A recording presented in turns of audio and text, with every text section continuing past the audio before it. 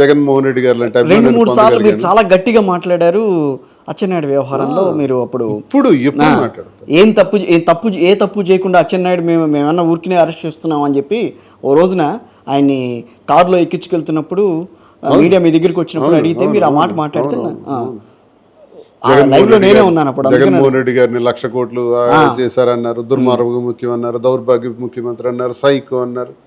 ఇవన్నీ ఏమైనా వాళ్ళు తక్కువ అవమానాలు చేశారా? కాంగ్రెస్ తెలుగుదేశం ప్రభుత్వం చేతులు కలిపి ఆయన అరెస్ట్ చేశారు, 16 నెలలు జైల్లో పెట్టారు, హింసించారు, నరకం చూపించారు కదండి. రాజశేఖర రెడ్డి గారిని చూశారు, వైఎస్ జగన్మోహన్ రెడ్డి గారిని కూడా చూశారు మీరు.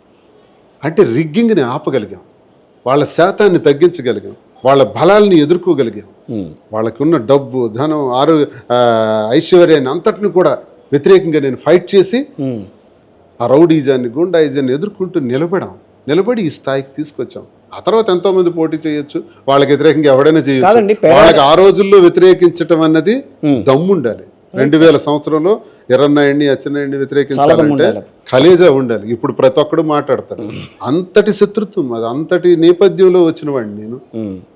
మాకు వాళ్ళకి ఎలా ఉంటుంది?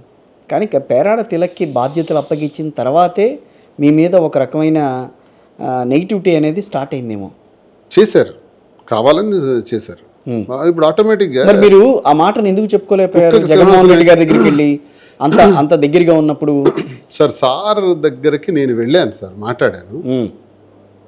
మాట్లాడినా ఎలా ఉందంటే అక్కడ ఈ దుష్ట చతుష్టయం ఏదైతే ఉందో వాళ్ళందరూ కూడా రాంగ్ పోర్ట్రేట్ నా మీద చేసేసినారు. ఆయన దగ్గర దుష్ట చతుష్టయం ఎవరు ఉన్నారు? నా శత్రువులే. నేను రాష్ట్రం అంతా మాట్లాడు, నాకు సంబంధం లేదు. నా శత్రువు ఎక్కడుంటాడు? హైదరాబాద్ లో ఉంటాడు, నేను ఉన్న ప్రాంతంలోనే ఉంటాడు. వాళ్ళే నన్ను అణగదొక్కాలని చూస్తారు. ఎవరికైనా శత్రువు పక్కనే ఉంటాడు, ఆ శత్రువు అణగదొక్కడానికి చూస్తాడు. వాళ్ళు చేసే పనిలో కొంచెం వాళ్ళ పాచిక పారింది. అందులో భాగంగా నా మీద ఇష్టానుసారంగా వ్యతిరేకంగా బాగా చెప్పారు. నా ఉనికి వల్ల, నేను పార్టీలో ఉండడం వల్ల అచ్చెన్నాయుడికి బలం అన్నట్టుగా చెప్పారు. అచ్చెన్నాయుడికే బలం నేను ఉండటం వల్ల.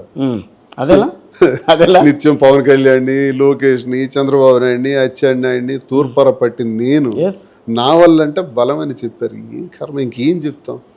ఇలాంటి రాంగ్ పోర్ట్రేట్ చేసి పార్టీని ఇలాగా మా ప్రాంతీయులు. మీ సస్పెన్షన్ గురించే కొంచెం ఒక 2-3 క్వశ్చన్స్ వేసుకుని ఇంకా మిగతా విషయాల్లోకి వెళ్తాను. మీరు వెళ్ళి చెప్పారా అసలు ఏమన్నా? ఆ తర్వాత చెప్పినా మరి అక్కడ ప్రయోజనం లేదు. జగన్ గారిని కలిసే ఛాన్స్ దొరికిందా? దొరికింది, వెళ్ళాను. కానీ మరి నాకు అక్కడ అంతగా అనిపించలే. నేను చెప్పుకున్న నా మాట నాది అరణ్య రోదన అయిపోతుంది అన్నది నాకు అర్థమైంది. ఇంకా సార్ ఎలాంటి నిర్ణయం తీసుకుంటే సార్ ఇష్టమని వచ్చేసాను.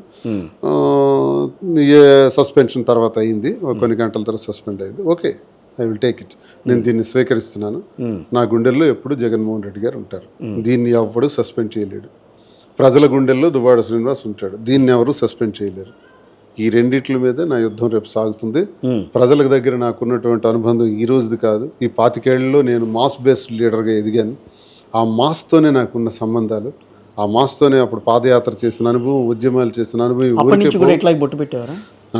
నేను చాలాసార్లు అనుకునేవాళ్ళం సార్. ఇప్పుడు 15 ఏళ్ళ నుంచి నేను పెడతాను. ఎందుకంటే white shirt, white and white వేసుకొచ్చి అలా బొట్టు పెట్టి, లేకపోతే వేరే కలర్ షర్ట్ వేసిన ఒక నవ్వేసేసి కూర్చుని ప్రెస్ కాన్ఫరెన్స్లో కూర్చుంటే మేము అనుకున్నాం, ఎవర్రా ఈ మనిషి ఇట్లా ఇంత రాటుదేలిన వ్యక్తిలాగా ఉన్నాడు, ఇంత పెద్ద బొట్టు పెట్టాడు, ఎవరు లేదు, ఇంతమంది ఎవరు లేరు, ఇంతమంది ఉన్నారు ఎమ్మెల్యేలు కానీ బట్ ఎవరు కూడా ఇంత ఇదిగా బొట్టు పెట్టడం, కూర్చుని అట్లా కూర్చుని తేలుద్దాం రా అని గట్టిగా మాట్లాడడం ఇట్లాంటివి చేస్తుంటే మాకు అనిపించేది ఏంటి అంత.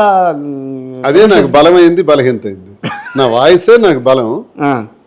జగన్మోహన్ రెడ్డి గారు 2-3 సార్లు మీరు చాలా గట్టిగా మాట్లాడారు అచ్చెన్నాయుడు వ్యవహారం.